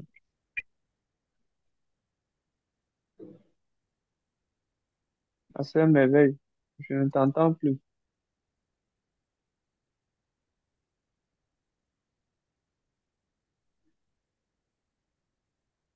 Nous avons perdu la sœur, mais je crois qu'elle va se reconnecter. pardonnez-moi, c'est la connexion a sauté. Et la connexion a sauté et tout le reste. Et après, qu'est-ce que je vais directement aller au verset, au chapitre 10. Je suis le bon berger. J'étais là, en fait, je voyais comment le Seigneur, à plusieurs reprises dans ce genre répète, je suis le bon berger, je suis le bon berger, je suis la porte des brebis. Et c'était en fait pour moi comme, je pensais à ce cantique de notre frère Alain Moloto qui dit, de savoir devant nous rassure. Tu es pour nous véritablement le bon berger. Nous avons la grâce et le privilège, Seigneur, de marcher derrière toi. Toi qui nous conduis dans de verts pâturages, comme le dit le psalmiste. N'est pas près des eaux paisibles, pas près des eaux troubles, pas près des eaux agitées, pas près des eaux bruyantes, des eaux paisibles, de verts pâturages où nous trouvons nourriture et breuvage pour nos âmes. Vraiment toute la gloire au Seigneur pour la grâce et le privilège qu'il m'accorde de faire partie de son troupeau, de ceux qui ont pu entendre cette voix et le suivre et marcher à sa suite. J'ai vraiment dans l'action de grâce. Et après, quand il dit, euh, personne ne les ravira de ma main. Ah, j'ai dit que, oh Seigneur, ça, Dieu lui-même, ça dit que le Père lui-même est venu te chercher. Ah, parce que je pensais encore aux assertions qui disent que non, vraiment, on peut perdre le salut et tout. Et que personne, c'est Dieu lui-même qui est parti chercher ses brebis. Vous dites que qu'on va perdre le salut par comment? Par où? Qui peut arracher quelqu'un dans la main de Dieu? Qui peut prendre? Qui est capable? Qu'est-ce que quelqu'un peut bien faire pour être ravi de la main de Dieu? Ce n'est pas possible. Donc, j'étais vraiment encore à... J'ai l'assurance de mon salut. Vraiment, gloire au Seigneur pour l'œuvre pour l'œuvre du salut. Et il y a la phrase, quand le verset 30 il dit, moi et le Père, nous sommes un. Moi et le Père, nous sommes un. Et la réaction des Juifs, ils font comprendre que, en fait, ils ont compris que c'est ça, c'est Dieu qui est en train de parler. Et moi, ça m'a fait penser à une conversation que j'ai eue avec ma soeur une fois, parce que comment ce verset a été tordu par ceux qui ne croient pas, qui ne veulent pas voir que Jésus est le Père, Jésus est le Saint-Esprit. Ils disent que là, ici, ils ne disent plus que moi et le Père, nous sommes un, mais ils disent que moi et le Père, nous sommes unis. Que moi et le Père, nous sommes unis. Donc, il y a le Père, il y a le Fils, mais ils sont unis, ils ne sont pas un. Et je disais vraiment, le... quand j'ai repensé à ça, je disais, oh Seigneur, véritablement, si ce n'est pas toi qui ouvre les yeux et qui donne l'intelligence, on ne peut véritablement pas comprendre euh, on ne peut véritablement pas comprendre les Écritures. Donc, j'étais vraiment dans l'action de grâce. Et quand je lisais encore l'échange de Seigneur Jésus avec les pharisiens, et la dernière chose que j'ai oublié de souligner, quand il a dit que, quand il parle, je vois comment l'échange entre les pharisiens qui croyaient connaître et le verset 41 de Jean 9. Donc, quand je voyais tout Jean 10, je ramenais au verset 41 parce que tout ce que Jésus a dit, ils n'ont pas pu croire parce qu'ils avaient la prétention de connaître. J'ai vraiment pensé à l'état actuel de l'Église. Quand on parle, ça m'a vraiment fait penser à Apocalypse chapitre 3 quand on dit que parce que tu dis, et que tu ne sais pas que, comme notre bien-aimé frère nous exhortait encore hier, que le problème de la vie, c'est qu'elle ne sait même pas. Et tout, je priais vraiment encore de pouvoir reconnaître ma condition et de ne pas prétendre quoi que ce soit devant le Seigneur afin de pouvoir voir, afin de pouvoir être habillé, afin de pouvoir apprendre et comprendre véritablement. Non, ça c'était le cri encore de mon corps. Ne pas prétendre quoi que ce soit, mais pouvoir avoir l'humilité chaque fois de reconnaître ma position pour que l'œuvre du Seigneur puisse être manifeste au travers de moi. Toute la gloire au Seigneur Jésus. Amen, amen, amen. Amen. Que le Seigneur te bénisse, ma sœur Merveille. Sois abondamment bénie. Et je rends grâce au Seigneur pour ton partage. La question de la perte du salut, c'est une question qui est vraiment récurrente dans les assemblées. Il y a des courants, hein, comme le frère expliquait encore hier, il y a beaucoup de courants de pensée qui sont dans l'Église et qui sont dus au fait que des raisonnements, des raisonnements ont été introduits là où il fallait seulement la pensée de Dieu. Des raisonnements sont entrés et des doctrines sont formées. Donc, il y a pas mal de doctrines qui prêchent la perte du salut. Oh, ne fais pas tes choses, tu risques de perdre ton salut. Tu risques de perdre ton salut.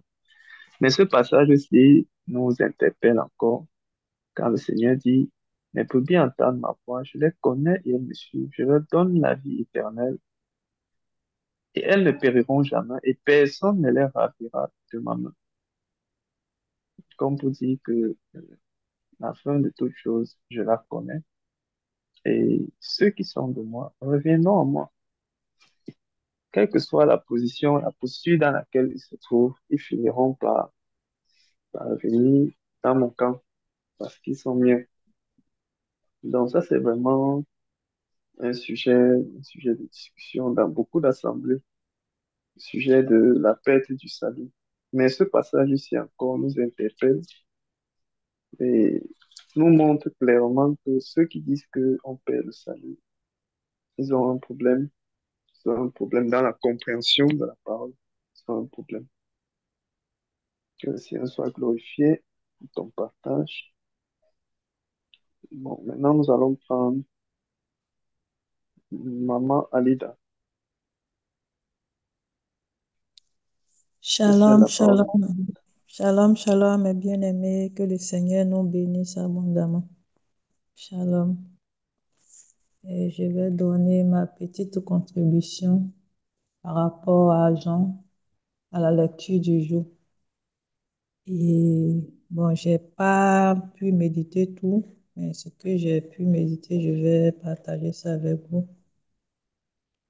Commençons par Jean 9, le verset 1, dans le verset 2, a attiré mon attention. J'ai été marquée par la question comment on appelle ça, des disciples qui ont demandé surtout qui a péché, si c'est l'homme qui a péché. Parce que au début, on dit qu'il est né aveugle. Donc, j'aimerais comprendre comment cet homme-ci a pu pécher, est malade, est aveugle de naissance parce qu'il a péché. Comment cela est possible? Parce que je n'arrive pas à comprendre. Je voulais comprendre, qu'on m'explique un peu comment. Je sais que nous sommes tous des pécheurs. Si c'est dans ce cas-ci qu'on veut mettre la chose. C'est que nous tous, on aurait un défaut quelque part. Mais comment on fait pour naître, avoir une maladie de naissance parce qu'on a commis un péché? Or, quand on commet le péché dans le ventre de la mère, non, je vais comprendre. Je ne sais pas comment je vais formuler ma question. Je ne sais pas si vous arrivez à me comprendre parce que c'est un peu, je n'arrive pas à comprendre. C'est un peu compliqué pour moi de comprendre que quelqu'un est né aveugle et on demande si c'est parce qu'il a péché. Et je n'arrive pas à comprendre ça. Je voulais qu'on m'explique un peu, un peu. Si par exemple quelqu'un naît encore, une autre, je vois une personne, les enfants qui naissent mal formés ou bien quoi, est-ce parce qu'ils ont péché? Et comment ils ont fait pour pécher étant dans le ventre de la mère ou bien n'étant pas encore nés? Ils ont fait comment pour pécher? Ils ont fait comment pour pécher? C'est là un peu ma question. Et j'aimerais on m'éclaire un peu là-dessus. Et je vais passer au verset 3. Et le Seigneur a répondu pour dire que c'est pas à cause du péché, mais c'est pour que le nom du Seigneur soit glorifié. Et j'ai mis les problèmes liés à la gloire du Seigneur. C'est Ce qui montre que parfois on a des problèmes, on est dans des situations et on cherche des solutions, on cherche à résoudre cela sans savoir que cela ne dépend pas de quoi que ce soit, mais de la volonté de Dieu. Donc, on peut rester là, souffrir pendant des années, chercher des solutions partout. Mais la réponse, tant que l'heure du Seigneur n'est pas encore arrivée, l'heure du Seigneur n'est pas encore arrivée, on ne va jamais sortir de cette situation. Donc, vraiment, que le Seigneur nous aide à être patient euh, durant les moments de difficulté, parce que nous ne savons pas quelle est sa volonté par rapport à la situation que nous vivons.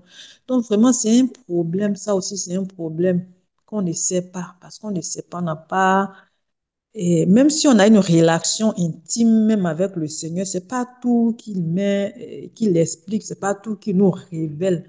Tant que le moment n'est pas encore arrivé, qu'il puisse se glorifier, il ne, on ne va jamais sortir de cette situation. Donc, il y a certains frères et sœurs, en tout cas que le Seigneur vous fortifie, fortifie tous ceux qui traversent à ce moment des difficultés.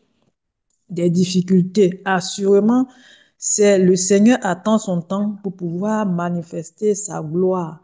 Et ça sera un grand témoignage pour tous ceux qui souffrent pour la gloire du Seigneur, les souffrances, les épreuves pour la gloire du Seigneur. Que le Seigneur vous fortifie vraiment, que le Seigneur fortifie tous ceux qui souffrent, que le Seigneur fortifie tous ceux qui sont dans le manque, que le Seigneur fortifie tous ceux qui ne savent pas, comment je vais dire ça, qui traversent des difficultés, qui ont des maladies, qui ont des situations compliquées. Que le Seigneur vous fortifie. Que le Seigneur vous fortifie. Que le Seigneur vous fortifie. Amen.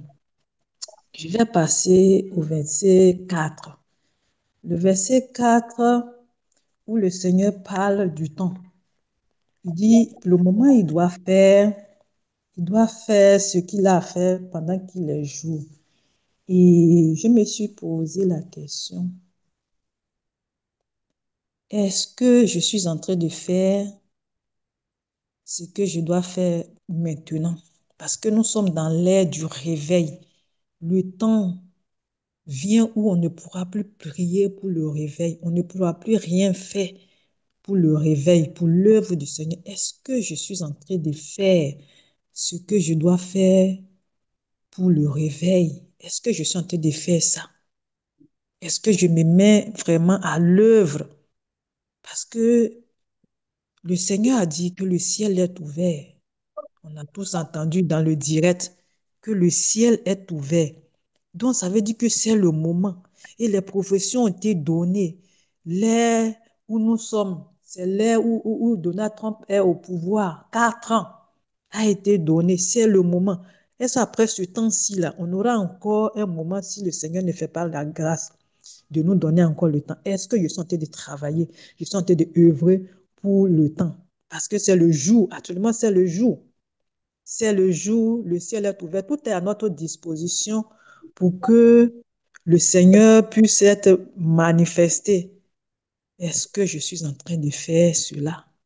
Est-ce que je suis en train d'observer, de regarder, d'agir maintenant là, maintenant où tout est ouvert avant que le ciel ne se ferme? En tout cas, que le Seigneur m'aide et que le Seigneur aide toutes les personnes qui doivent œuvrer maintenant. Que le Seigneur nous donne la capacité de pouvoir travailler maintenant ou les temps de travailler avant qu'il ne soit trop tard. Que le Seigneur nous aide. Et je passe au verset 6 où j'ai intitulé La salive qui guérit. Et le Seigneur avait fait la boue avec la salive pour mettre sur les yeux.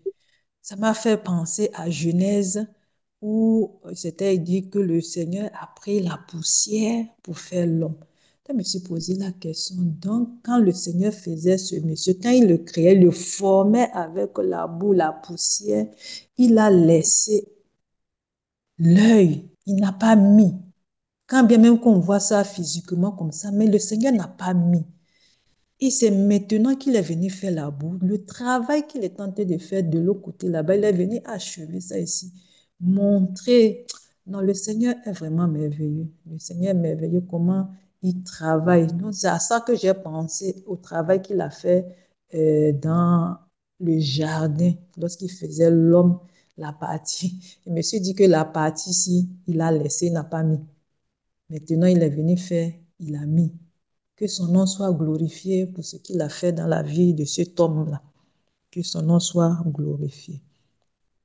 Je passe maintenant au verset 13. Le verset 13, ce qui m'a marqué là-bas, c'est, j'ai intitulé le comportement des voisins. Et le comportement des voisins, lorsque je méditais dessus, j'ai pensé au comportement de ceux qui ont eu, contrairement aux Samaritains, qui, eux, lorsqu'ils ont appris, quand la femme est allée témoigner, ils sont allés directement vers le Seigneur. Mais ceux-ci, non, ils n'ont pas cherché ils n'ont pas demandé à l'aveugle, mais où est cet homme? Allons le chercher.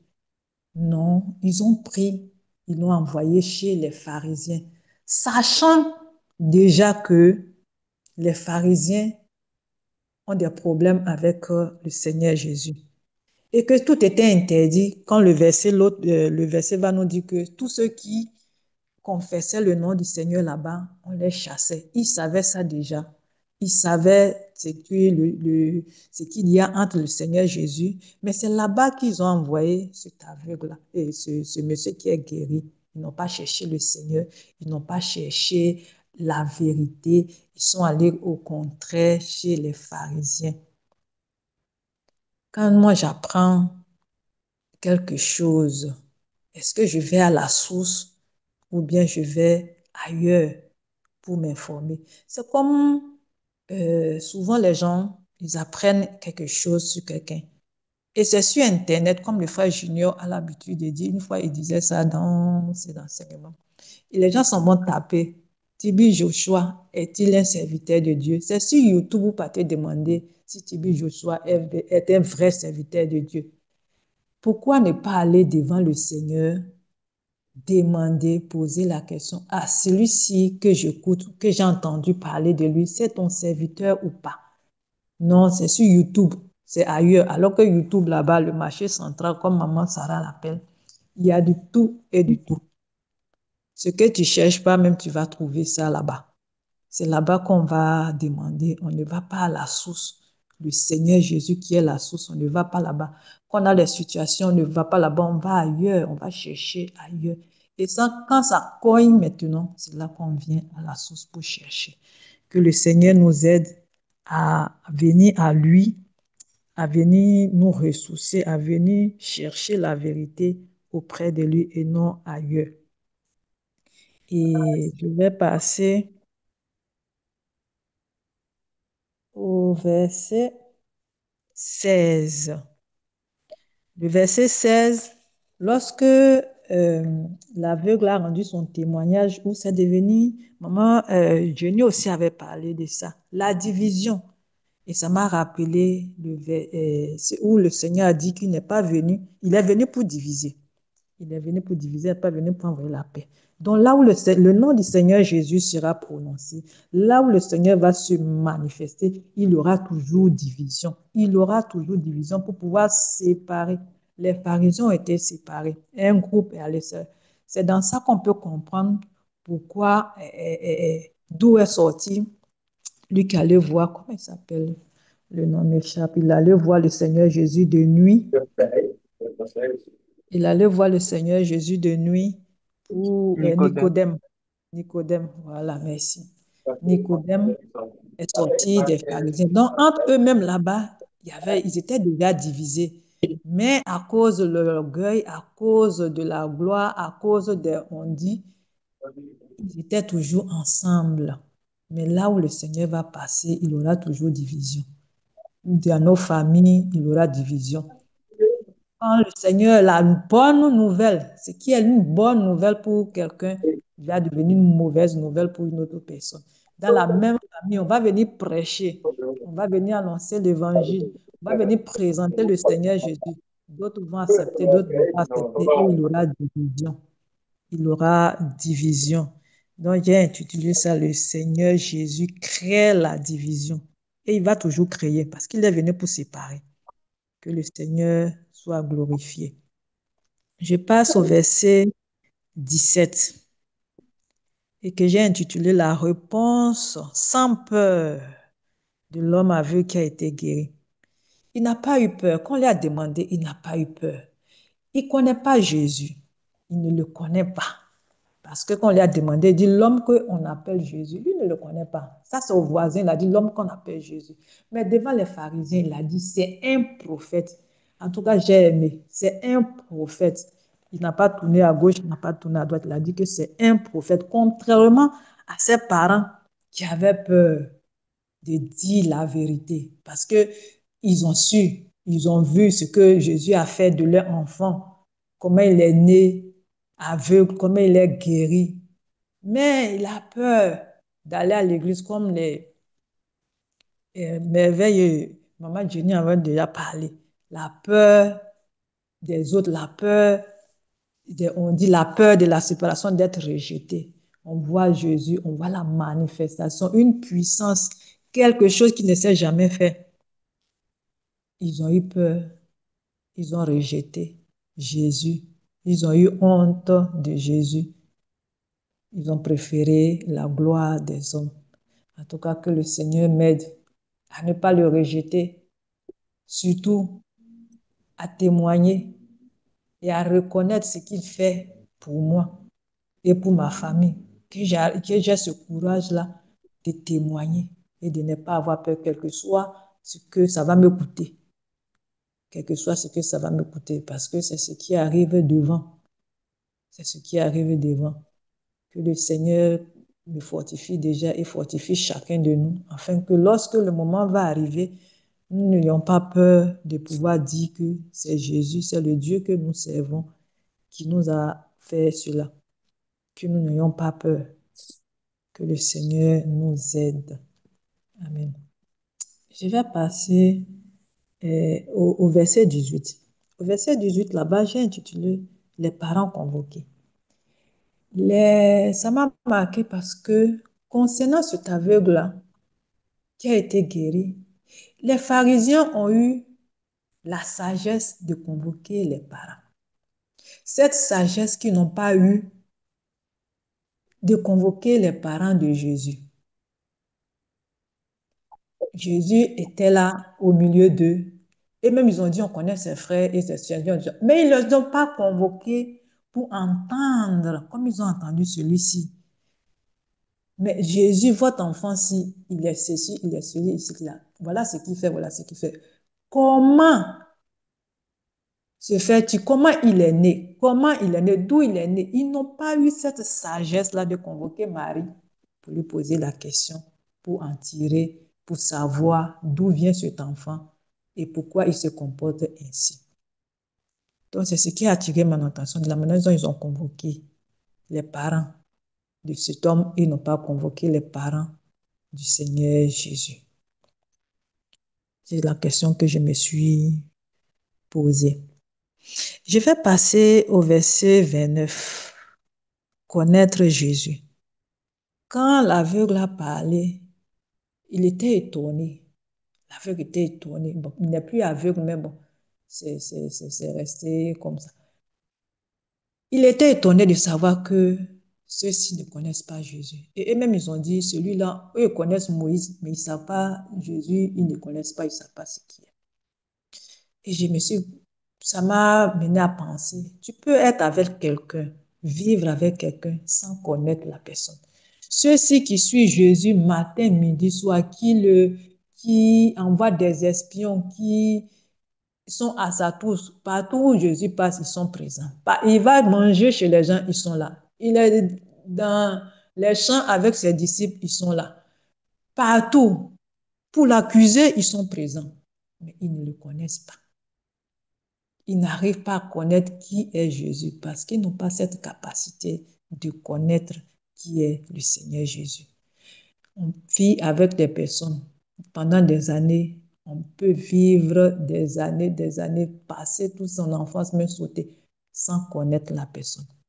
Donc, je prie vraiment le Seigneur qui m'accorde la grâce de le connaître. De le connaître. C'est comme ça qu'il y a des gens qui sont dans la religion, ils vont à l'église, comme ils le disent, ils lisent la Bible, ceux qui ont la capacité, qui ont la grâce de lire, mais ils ne connaissent pas qui est le Seigneur Jésus. Qui est le Seigneur Jésus. Je pense que beaucoup d'entre nous ici lisaient la parole, lisaient la Bible, mais ils ne savaient pas réellement qui était le Seigneur Jésus jusqu'à ce que la grâce soit accordée pour que nous sachions vraiment qui est le Seigneur Jésus et comment marcher avec lui. C'était le problème des pharisiens. Ils ne connaissaient pas véritablement qui est Jésus. Et même ils ont dit ça, ils ne savent pas qui il est. Mais ils ne sont pas allés, dans leur attitude, ils ne cherchaient pas à le connaître. Ils ne cherchaient pas à le connaître parce que s'ils cherchaient à connaître le Seigneur Jésus, il allait le connaître. Il allait se révéler à eux. Mais ils ne l'ont pas fait. Que le Seigneur nous aide à le connaître, à le connaître vraiment. Et je passe au verset 37. Concernant le verset 37, ce qui m'a marqué, c'est quand il a dit que tu l'as vu. Je me suis posé la question, mais pourquoi il dit tu l'as vu et il ne dit pas tu le vois? Parce que quand il a fait la boue pour mettre sur ses yeux, il était toujours aveugle quand il est parti. Et après ça, il ne l'a pas revu. Mais là, il est devant le Seigneur et le Seigneur dit, tu l'as vu. Bon, j'ai essayé de chercher un peu dans d'autres versions, à part le semeur, parce que je sais que je n'ai pas tout trouvé, mais à part le semeur qui a mis, tu le vois, tous les autres ont mis ce que j'ai vu. Je n'ai pas tout vu, mais ce que j'ai pu voir, c'est tu l'as vu. Donc la question m'est toujours restée en tête. Pourquoi le Seigneur dit tu l'as vu? Est-ce spirituellement ou physiquement tu l'as vu et non tu le vois? Donc, c'est la question que je me suis posée, c'est la question que je pose, que je veux un peu être éclairée là-dessus. Maintenant, je passe au verset 39. Je voulais savoir quelle est la différence entre quand le Seigneur dit qu'il est venu pour apporter, il est venu dans le monde pour un jugement. Donc, je voulais savoir quelle est la différence entre Jean 9, verset 39 et Jean 3, verset 17, où il dit qu'il n'est pas venu, le Fils de l'homme, Dieu n'a pas envoyé son Fils pour juger le monde. Donc, je voulais savoir quelle est la différence entre ce verset et ce verset-ci. Ça, c'est ma question, c'est ce que je voulais savoir. Et sur ce, je m'arrête là parce que le chapitre 10, j'ai lu, mais je n'ai pas pu avoir la possibilité de bien méditer là-dessus. Donc, ça sera peut-être une prochaine fois si le Seigneur me permet. Shalom, shalom, que le Seigneur nous bénisse. Shalom, shalom, Maria. Sois abondamment béni. Sois abondamment béni pour ton intervention. Tu as laissé 3 questions en tout. Et je vais apporter ce qui me vient à l'esprit par rapport à tes questions. Et si un autre conducteur va intervenir, c'est pas Jean-Claude, pas Gaël, je crois qu'ils vont intervenir également par rapport aux questions que tu as laissées. La première question que tu as posée, c'est par rapport à Jean, chapitre 9, au verset 3, 2 et 3. Jésus vit en passant un homme aveugle de naissance. Ses disciples lui firent cette question. Rabbi, qui a péché, cet homme ou ses parents, pour qu'il soit né aveugle? Et Jésus lui répondit, ce n'est pas que lui ou ses parents aient péché. Alors, quand tu as posé cette question, ce qui m'est venu à l'esprit, c'est par rapport aux malédictions familiales, aux malédictions transgénérationnelles. Et, et la parole de Dieu en parle dans Exode, au chapitre 34, verset 7. Je vais le lire rapidement. Exode 34, verset 7. Je vais commencer au verset 6.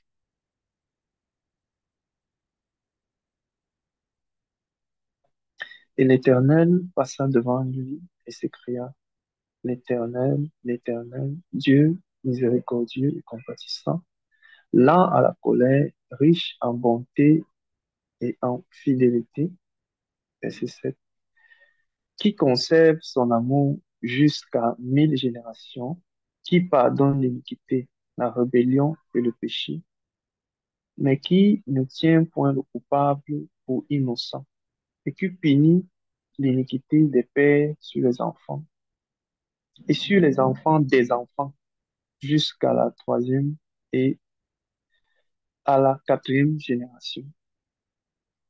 Donc, c'est là, dans ce sens aussi que les, les disciples posaient la question à Jésus.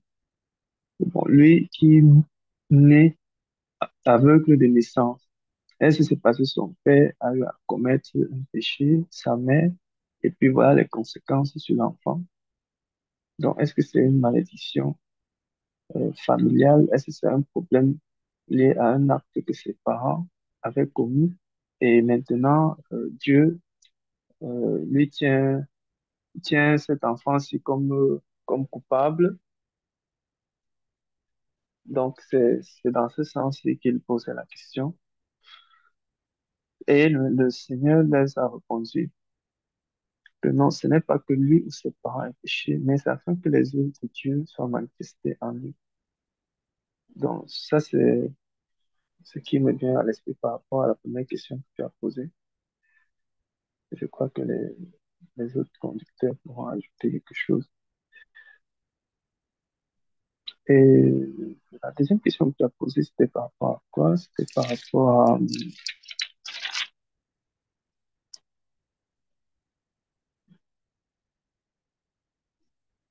Jean 8 au verset 37. Tu as demandé, il lui répondit, il est écrit dans Jean 8 au verset 37, et qui est-il, Seigneur, afin que je croie en lui? Verset 37. Tu l'as vu, lui dit Jésus, et celui qui te parle, c'est lui. Et là, tu as demandé, tu as dit que tu ne comprends pas le sens. Si c'est voir spirituellement ou si c'est voir physiquement. Est-ce que c'est voir spirituellement, si c'est voir physiquement? Bon, dans ce passage-ci, moi, ce que je perçois, c'est que C'est un passage qui ne mérite pas une interprétation particulière, sinon tel que c'est écrit là. C'est-à-dire avoir vu quelqu'un et l'avoir rencontré physiquement. Donc, je ne vois pas derrière cela une interprétation particulière. Donc, par rapport à la troisième question, je n'ai pas suivi la question que tu as posée entièrement. Voilà pourquoi je n'ai pas noté. Je ne sais pas si tu pourrais la redire à nouveau et je vais céder la parole à Papa Gaël au cas où il voudrait intervenir sur les questions que tu as posées. Shalom, shalom, shalom, mes bien-aimés. Que la grâce et la paix du Seigneur vous soient multipliées. Donc, je prends la parole pour revenir rapidement sur les questions de notre bien-aimée, Maman Alida. Que le Seigneur te bénisse abondamment, que le Seigneur te bénisse. Donc, elle a posé des questions qui, je crois, ne sont pas très compliquées. C'est des questions assez simples, mais qui ont quand même lieu d'être. Voilà. Donc, la première, je vais donner un élément de réponse pour ces questions, en tout cas celles que j'ai notées là. La première, alors dans Jean chapitre 9, au verset 36 à 37, il y a cet homme-là qu'on avait chassé. Et quand Jésus l'a rencontré, voilà, à partir du verset 35, Jésus lui a posé la question, « Crois-tu au Fils de Dieu ?» Crois-tu au Fils de Dieu? Il a répondu, « Et qui est-il, Seigneur, afin que je croie en lui ?» Il a répondu à Jésus, il ne savait pas qui est le Fils de Dieu. Jésus lui a demandé, est-ce que tu crois? Il dit que je ne sais pas qui c'est. Donc, s'il savait, il croirait. Mais il dit, je ne sais pas qui c'est. Et nous voyons que Jésus va lui répondre. Jésus va lui répondre, tu l'as vu, verset 37, et celui qui te parle, c'est lui. Et donc, Jésus est en train de lui dire clairement que celui que cet homme a rencontré là, c'est lui qui est le Fils de Dieu. Donc Jésus s'est présenté, il s'est révélé à cet homme-ci comme étant le Fils de Dieu. Il s'est révélé. Il n'y a pas de complication par rapport à ce verset 37 là. Absolument aucune complication. C'est aussi terre à terre que cela est dit là-bas. Rien n'est caché. Tu l'as vu. Donc celui qui te parle là, c'est lui le Fils de Dieu. Donc en principe, s'il y a quelqu'un qui peut dire que le Seigneur Jésus s'est révélé à lui sans cacher quoi que ce soit, c'est effectivement cet homme. C'est effectivement cet aveugle-là qui, en réalité, on l'appelle l'aveugle de naissance, mais nous le savons très bien que, voilà, c'est pas son nom. Voilà. Et il y a aussi, Maman Alida a aussi posé une question concernant le verset 39. Et là, c'est assez intéressant parce que le verset 39 dit ceci, je vais lire. Puis Jésus dit, « Je suis venu dans le monde pour un jugement, pour que ceux qui ne voient pas, pour que ceux qui ne voient point voient, et que ceux qui voient deviennent aveugles. » Jésus dit qu'il est venu pour un jugement, afin que ceux qui ne voient point voient, et ceux qui voient qui deviennent aveugles. C'est très intéressant de comprendre ça. C'est pourquoi je disais que ce sont des questions qui ne sont pas compliquées, mais qui sont très intéressantes parce que ça va nous permettre, ça permet tout simplement d'étayer un certain nombre de choses. Voilà.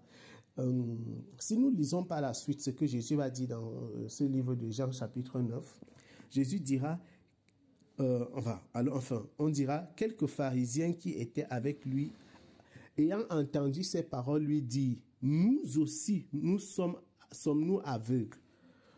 Maintenant, voici ce que Jésus va dire. C'est ce que Jésus va dire, ce qui est intéressant par rapport au jugement dont il a parlé plus haut, au verset 39. Le verset 41, Jésus va dire ceci, si vous étiez aveugles, vous n'auriez pas de péché. Mais maintenant, vous dites, nous voyons, c'est pour cela que votre péché subsiste. Donc Jésus dit, il est venu pour apporter un jugement. Pour porter un jugement. Il est venu dans le monde pour porter un jugement, pour que ceux qui ne voient point voient. Donc ceux qui se reconnaissent comme des aveugles, il est venu leur apporter la vue.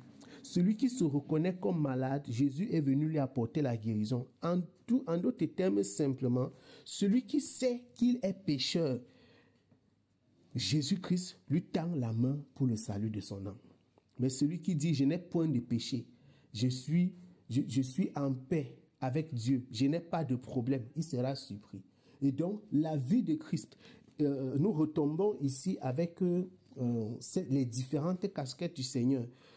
La pierre qu'ont rejeté les bâtisseurs, qui est devenue la principale de l'angle, c'est aussi le rocher des scandales. Donc, ce sont les diverses casquettes du Seigneur Jésus-Christ. Et la question de Maman Alida, justement, elle se disait, mais comment dans Jean chapitre 3, Jésus dit qu'il n'est pas venu pour juger le monde? Il est venu afin que le monde soit sauvé. Mais ici, il dit qu'il est venu apporter un jugement. Il n'y a pas de contradiction dans les Écritures. Il y a plutôt une complétude. Il y a plutôt... ces Écritures se complètent plutôt. Ça permet d'avoir une image plus complète de ce que le Seigneur Jésus-Christ est venu faire. Donc, d'un côté, il a apporté le salut dans le monde. De l'autre côté, il a apporté le jugement. Le salut pour ceux qui se reconnaissent comme des pécheurs. Le salut pour ceux qui savent qu'ils ont besoin de lui et qui reconnaissent qu'ils ont besoin de lui. Le salut pour ceux-là qui se répandent de leurs péchés. Le salut pour ceux-là qui se répandent de leurs conditions, de leur attitude, de leur manière de vivre. Souvenez-vous du pharisien et du publicain. Souvenez-vous toujours du pharisien et du publicain. Le salut pour le publicain et le jugement pour le pharisien. Malheur à vous, pharisiens et scribes hypocrites. Vous voyez, le jugement d'un côté et le salut de l'autre côté. Vous vous souvenez du pharisien qui priait, il priait avec orgueil en disant, moi je prie, je jeûne, je paie la dîme. Vous voyez, je fais ceci, je fais cela. Voilà, ça c'est ceux qui se croient bien dans leur relation avec le Seigneur, ceux qui pensent qu'ils sont parfaits, ceux qui croient qu'ils sont justes en eux-mêmes, qui proclament leur justice. Pendant ce temps, le publicain, il dit, je ne suis même pas digne de m'approcher du Seigneur, je ne suis même pas digne d'ouvrir ma bouche pour prier, je ne suis pas digne. Voilà ceux qui se reconnaissent comme malades. Voilà donc ceux pour qui le Seigneur Jésus-Christ est venu. Il est venu pour les aveugles. Ceux qui sont aveugles, qui reconnaissent qu'ils sont aveugles, il leur accorde la vue. Ceux qui disent que je suis ceci. Souvenez-vous encore des pharisiens et des scribes hypocrites. Souvenez-vous de ce peuple qui pouvait dire à Jésus, nous avons pour père Abraham, nous n'avons jamais été esclaves. Terrible. Ils ont dit à Jésus, nous avons pour père Abraham. Ils disent qu'ils n'ont jamais été esclaves. Jésus leur a dit que des pierres, il peut susciter des enfants à Abraham. Et en réalité, Abraham a eu des enfants partout, pas seulement dans la nation d'Israël. Et donc nous comprenons à travers cette parole que, en effet, quand Jésus dit dans le verset 39 qu'il est venu apporter le jugement dans le monde, ça ne contredit donc pas le verset Jean chapitre 3. Je crois que c'est le verset 17 où le Seigneur dit clairement qu'il n'est pas venu juger. Oui, le Seigneur est venu juger et il n'est pas venu juger au même moment. Parce que Jean chapitre 3, le verset 17 dit ceci, je lis rapidement. Dieu, en effet, n'a pas envoyé son Fils dans le monde pour qu'il juge le monde, mais pour que le monde soit sauvé par lui. Celui qui est le sauveur, c'est Christ. Mais celui qui est le juge également, c'est Christ. De la même façon, il sauve le pécheur qui se répand. De la même façon, il sauve celui-là qui se présente à lui dans sa condition de pécheur. Et de la même façon aussi, il va juger celui qui dit « Je suis le fils d'Abraham, je n'ai point de péché, je n'ai point de besoin de miséricorde, je suis juste en moi-même. » Donc le Seigneur ne se contredit pas. Celui qui est notre avocat, c'est aussi le juge. Celui qui jugera le monde, c'est aussi lui qui est notre avocat. C'est encore lui le prince de paix. C'est aussi lui le rocher de salut. C'est lui la pierre angulaire qu'ont rejeté les bâtisseurs, qui est devenu la principale de l'angle. C'est lui le maître, c'est lui le rabbi, c'est lui le messie. Toutes ces casquettes, le Seigneur Jésus-Christ les porte parfaitement. Alléluia. Il les porte parfaitement. Et puis il y avait une autre question pour finir, que Maman Lida a posé concernant les 3 premiers versets de Jean au chapitre 9, où la Bible déclare que Jean au chapitre 9, au verset 3, là, je lis les 3 premiers versets. Jésus vit en passant un homme aveugle de naissance. Ses disciples lui firent cette question. Rabbi, qui a péché, cet homme ou ses parents, pour qu'il soit né aveugle? Jésus répondit, ce n'est pas que lui ou ses parents aient péché, mais c'est afin que les œuvres de Dieu soient manifestées en lui. Donc la question de Maman Lida était de savoir comment est-ce qu'on peut dire que ce n'est pas ses parents ou lui qui ont péché. En réalité, derrière cette question, la question fondamentale qui taraude son esprit, c'est comment un homme peut pécher si il n'est pas encore né. Et en réalité, je vais donc te rassurer, ce n'est pas possible. Et ce n'est pas ce que ces hommes sous-entendaient. Ils ne sont pas en train de dire que tu peux pécher sans être né. Ce n'est pas ce qu'ils sous-entendaient. Ils ne sont pas en train de dire que tu peux pécher sans être né. Non, non, non, non. Ce n'est pas ce qu'ils veulent dire. Et s'il y a une doctrine qui dit que tu peux pécher alors que même que tu n'es pas encore né, c'est une doctrine qui n'a rien à voir avec la parole de notre Seigneur Jésus-Christ. Ce n'est pas ce en quoi nous avons cru. Hein, mes bien-aimés. Donc, effectivement, dans la question qu'il pose, est-ce que c'est lui ou ses parents qui ont péché? Hein? Est-ce que c'est lui ou alors ce sont ses parents? Vraiment, ça peut laisser entendre que quelqu'un peut ne pas encore être né et il a péché au point où il naît avec des malformations ou bien une maladie. Non. Donc, il ne faut pas comprendre cela dans ce sens-là. Voilà.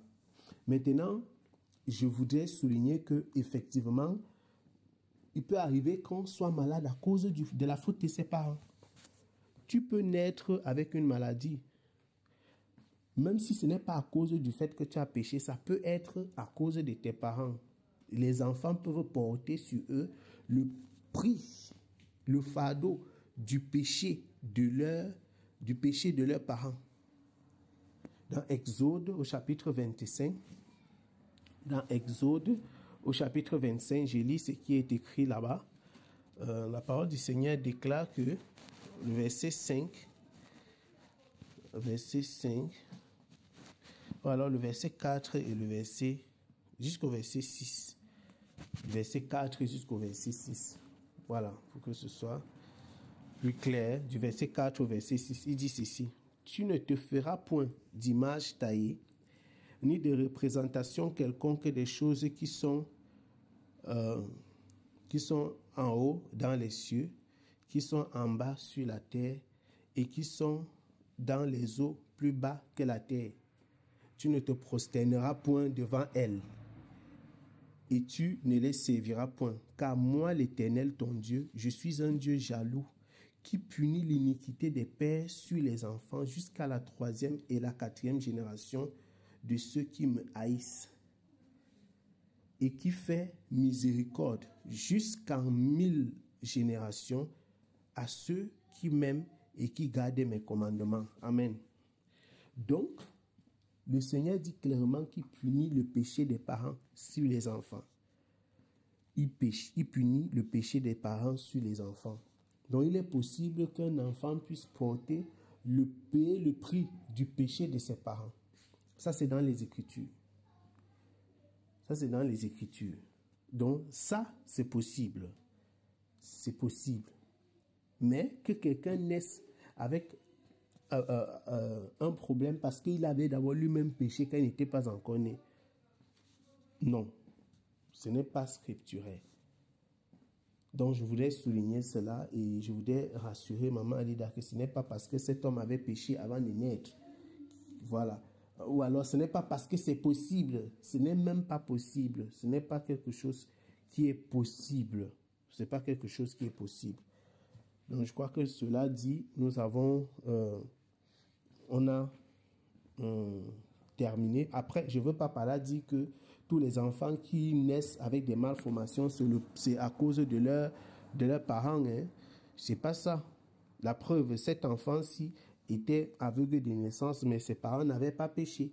Le Seigneur a dit clairement que c'était afin que la gloire de Dieu soit manifestée dans sa vie, afin que le nom du Seigneur soit glorifié. Donc, il avait été préparé d'avance ainsi. Ses parents ont souffert lui-même et tout ça, mais parce que Dieu voulait que le jour où il va être guéri, que le nom du Seigneur soit glorifié. Que le nom du Seigneur soit glorifié. Amen. Donc, ce n'est pas parce que quelqu'un, ni lui ou ses parents, étaient de problème, mais tout simplement parce que le Seigneur voulait que son nom soit glorifié au travers de sa vie. Et donc, rien ne peut empêcher le Seigneur, rien ne peut empêcher au Seigneur de se glorifier à travers la vie d'un homme. Ça, c'est un autre enseignement que nous devons retenir. Toi-même, tu ne peux pas empêcher le Seigneur. Si Dieu décide qu'il va se glorifier dans ta vie, il va se glorifier. Que tu le veux ou non, que cela t'énerve ou pas, il va se glorifier dans ta vie. Amen. Donc, ce n'était point à cause du péché. Que le Seigneur vous bénisse abondamment. Que le Seigneur vous bénisse. Shalom, shalom, mes bien-aimés. On va s'arrêter là et je voudrais juste rappeler aux bien-aimés par rapport au songe que maman Nathalie avait eu. Je voudrais juste le rappeler, c'est euh,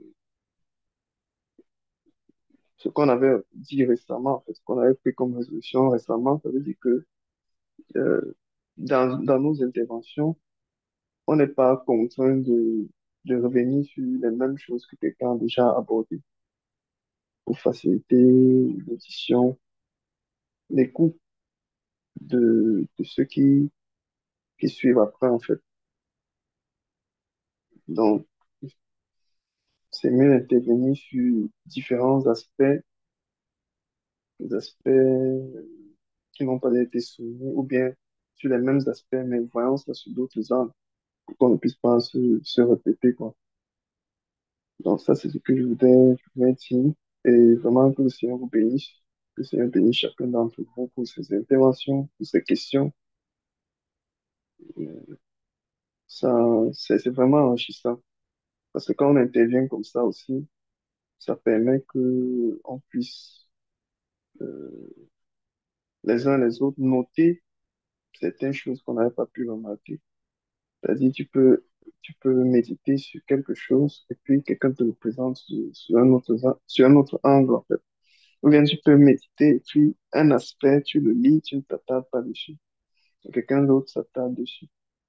Donc, je remercie le Seigneur pour chacune de vos interventions et que le Seigneur vous bénisse, qu'il vous accorde de vraiment persévérer, de continuer à persévérer dans la méditation.